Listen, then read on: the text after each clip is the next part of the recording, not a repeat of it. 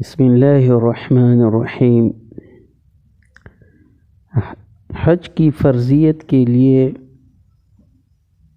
شرائط کیا ہے؟ تو میرے محترم سامعین حضرات، حج کی فرضیت کے لیے پہلا شرط وہ اسلام کا ہونا ہے، یعنی صاحب استطاعت کا مسلمان ہونا، عقل کا ہونا، بلوغ کا ہونا۔ لہذا اگر کسی نے نابالغی کی حالت میں حج کیا تو وہ نفل شمار ہوگا، فرض سے ادا نہیں ہوگا۔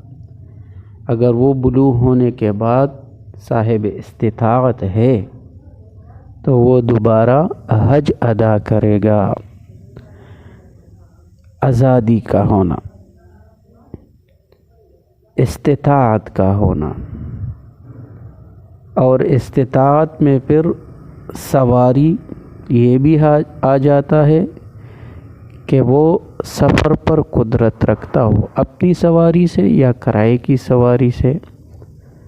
اور اس میں یہ بھی آ جاتا ہے کہ سفر حج کے ابتدا سے لے کر واپسی تک ان لوگوں کے اخراجات ادا کر سکتا ہو یہ بندہ جو حج کے لیے جا رہا ہے، جن کا نفقہ اس کے ذمے واجب ہو۔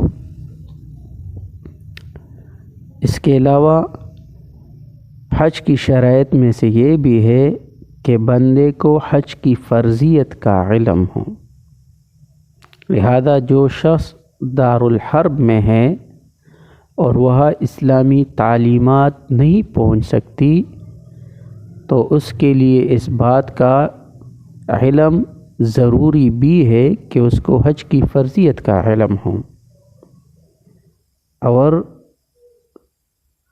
وقت کا ہونا یہ بھی شرط ہے۔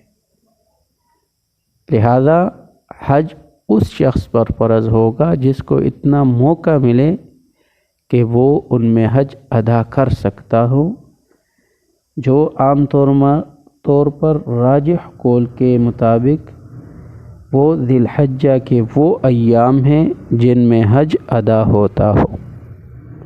تو یہ حج کی فرضیت کے لیے شرائط ہے۔